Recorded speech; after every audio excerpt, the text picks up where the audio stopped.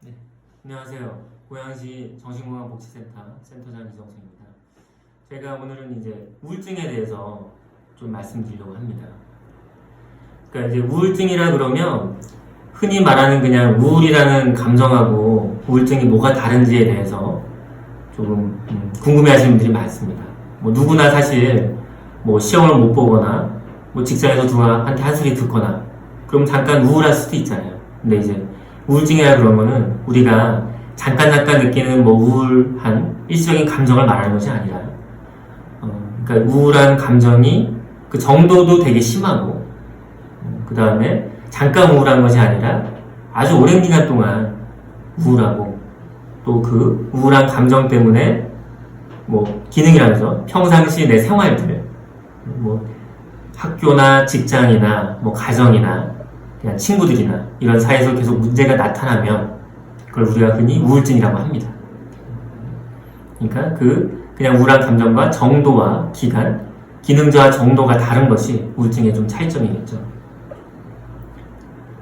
그래서 뭐 어떤 분들은 뭐 잠깐 우울할 수도 있지 뭐 크게 뭐 치료받을 필요 있냐 생각하시는 분들도 있는데 우울증이 이게 왜 문제냐면 한번 우울증에 빠지면 이게 오래 갈 수 있어요. 그냥 뭐 하루 이틀 그런 것이 아니라 뭐 수개월, 수년까지 갈 수도 있고요. 그리고 이 우울증 때문에 뭐 학교 다니시는 학생들은 학교 성적이 안 나올 거고요. 직장에서도 자꾸 일을 못해서 혼나시게 되고 또 자꾸 사람이 기운이 없고 우울하고 그러니까 집에서도 일도 안 하게 되고 누가 건드리면 자꾸 짜증내게 되고 친구들도 안 챙기게 되고 그러니까 가족, 대인관계 악화되고 사람이 너무 자꾸 우울하다 보니까 좀 기분 좋게 하려고 술을 마시거나 어떤 약물에 의존하게 되거나 그런 경우들이 있죠. 그리고 당연히 기분이 안 좋아지면 내 몸 관리를 잘 못하게 되잖아요. 그러니까 기존에 병이 있으신 분들은 신체 질환이 더 악화되는 경향을 보이고 진짜 극단적으로는 사실 자살에까지 이르게 된 경우가 꽤 많습니다. 그래서 저희가 어떤 여러 다른 병들하고 비교해봤어요. 이 병에 걸렸을 때 이 사람이 얼마나 어떤 사회적인 수행, 그러니까 뭐 학교나 직장에서 일하는 것들이 지장을 받는지를 봤더니 여기 보시면 뭐 척추질환, 관절염, 뭐 당뇨, 심지어 이제 급성 관상동맥 질환이 심장병이거든요. 심근경색 같은 병들인데 그런 병보다도 우울증을 앓는 경우가 더 어떤 사회적 수행 능력이 떨어진 것을 볼 수 있습니다. 그래서 아까도 말씀드렸죠. 우울증에 걸리면 기존에 있던 병들이 더 악화된 경우가 많다고요. 그래서 이 정상인에 대해서 우울증이 심근경색이 뭐냐면 이제 심장에 가는 혈관이 막혀서 심장의 일부가 죽는 거거든요. 아주 심각한 병이고 돌아가실 수 있는 병인데 정상인에서 우울증 환자가 심근경색 발병률이 5배나 되고요. 그 노인들에서도 보면 우울증 없는 분들하고 우울증 있는 분들 보면 우울증이 있으신 분들이 사망률이 훨씬 높아요. 2배 이상이 높죠. 그러니까 이게 그냥 기분이 안 좋아로 끝나는 것이 아니라 어떤 뭐 생명에까지 영향을 줄 수 있는 심각한 병이라는 걸 알 수 있죠. 그래서 우울증은 원인을 뭘로 생각을 하느냐.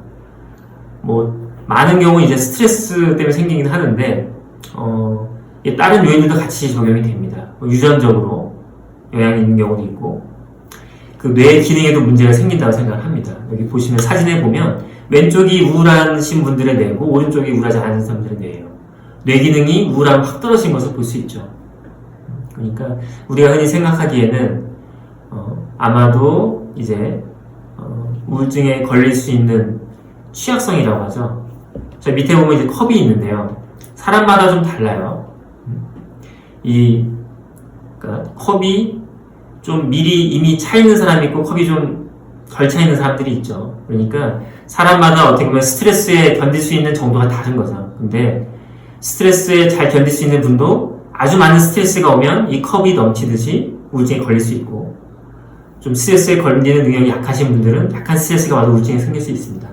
어쨌든 스트레스가 와서 생기는 병이 우울증이고 스트레스가 와서 결국 뇌 기능이 떨어지는 병입니다.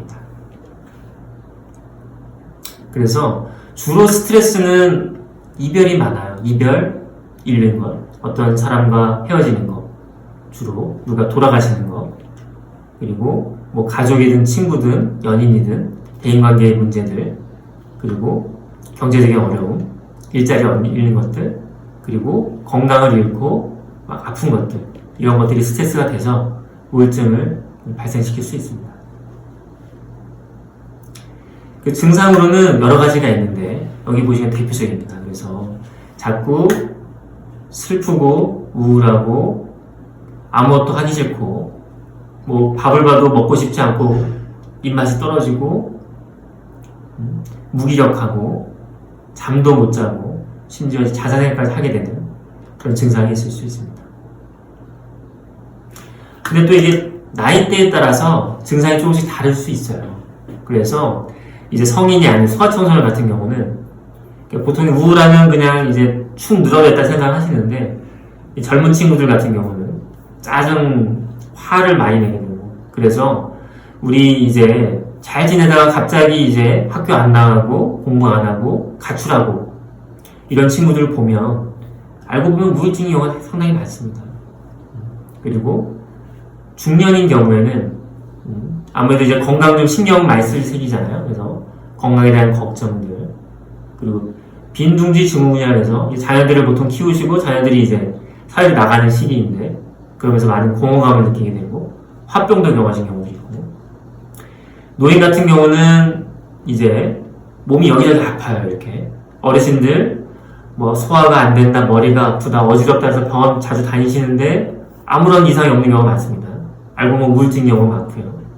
또 집중력 기하에 떨어져서 내가 좀 요즘 너무 깜빡깜빡하고 치매인 것 같다 하시는 분들 병원에 가면 사실 우울증 경우가 많습니다. 그래서 이게 좀 이런 분들 갑자기 치매 같은 증상 보이시는 분들은 혹시 우울증은 아닌지 보실 필요가 있습니다.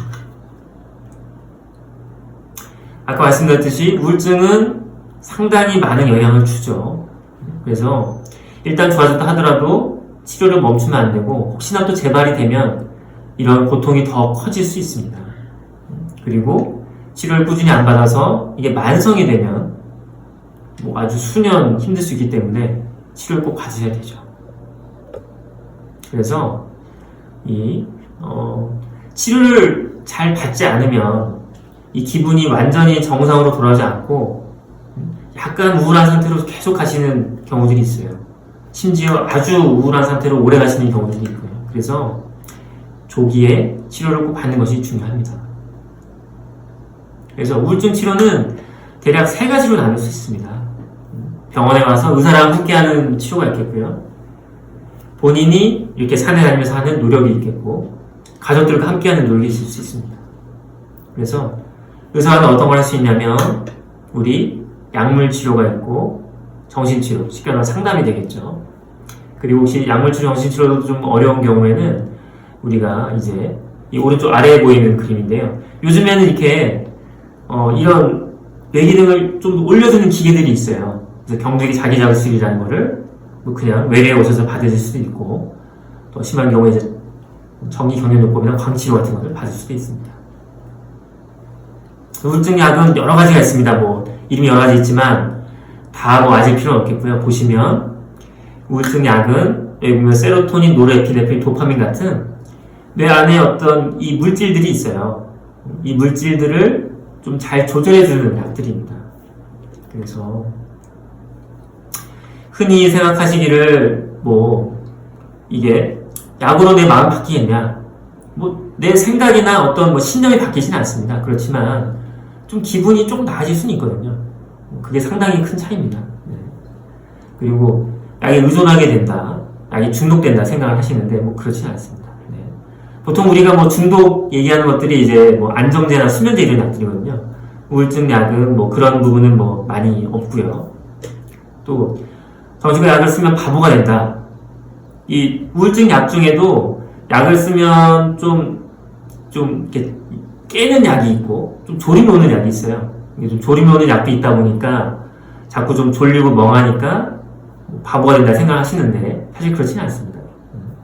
혹시나 약을 쓰고 좀 졸음이 오더라도 나중에 약을 끊으면 원래대로 돌아오기 때문에 그건 걱정 안 하셔도 되고요.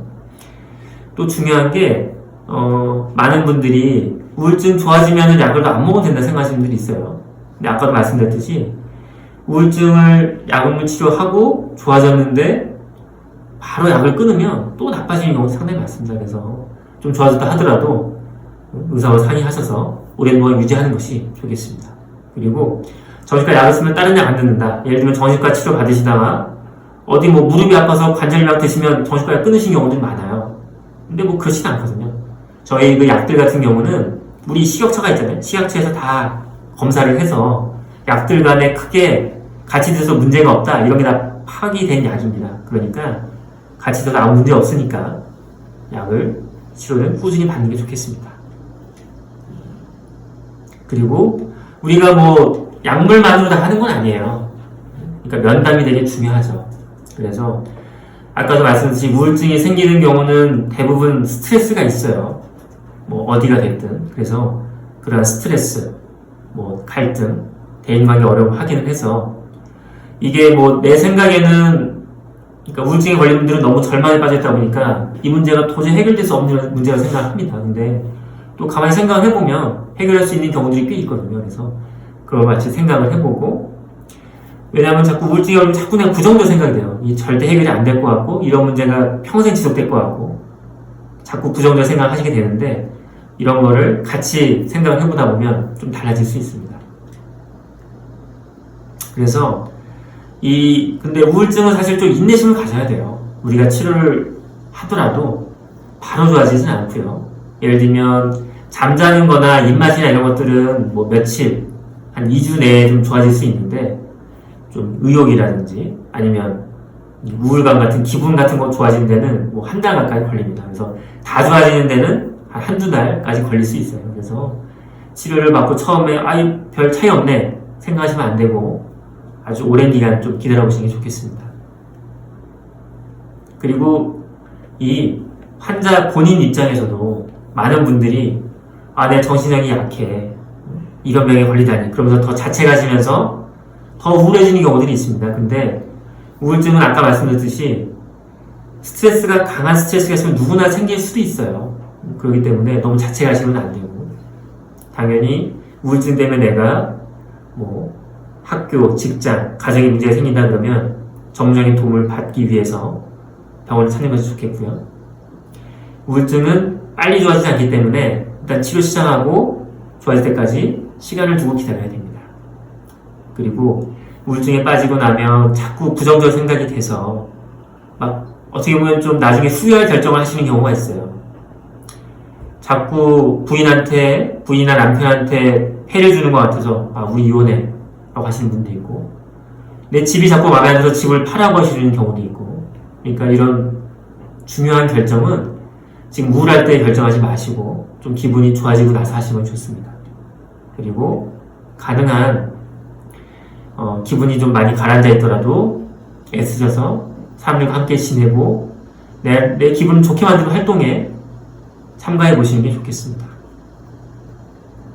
그리고 가족들 입장에서는 옆에서 보시면 좀 이해가 안 되고 답답하실 수 있어요. 좀 화도 나고 짜증도 나고 그렇지만 일단 좀 기다려 주셔야 돼요. 그리고 우울증 환자들이 우울해서 막 누워있게 되고 잘 안 일어나게 되고 밥도 안 먹게 되고 이런 것들 보면 너무 답답해서 이렇게 막 화도 내시고 그럴 수 있는데 그게 도움이 안 되겠죠. 당연히 그게 안 좋은 소리 듣는 게 스트레스니까 좀 참아주셔야 되고 환자의 힘든 부분을 잘 들어주시는 게 좋지만 뭐 이렇게 봐 이렇게 봐 이렇게 자꾸 섣부르게 충고를 하는 것은 좋지는 않습니다. 어떻게 보면 그게 우울증 환자 입장에서는 뭐 내 말을 잘 안 듣는 것 같고 그렇게 생각이 들 수 있거든요. 그리고 옆에서 들어가 주시다가 혹시나 자살 이런 얘기를 자꾸 하시게 되면 반드시 의사에게 알려서 집중적인 치료를 받으셔야 됩니다. 그리고 우울증이 낫는 것이 여러 활동을 막 하는 것들인데 이거를 뭐 도와주시긴 한데 자꾸 이 강요하다 보면 싸움이 돼서 더 스트레스가 될 수 있어요. 그러니까 지켜주시는 게 좋겠고 당연히 치료를 잘 받고 약을 잘 드시는 게 도움이 되겠습니다. 네, 그래서 지금까지 경청해 주셔서 감사합니다.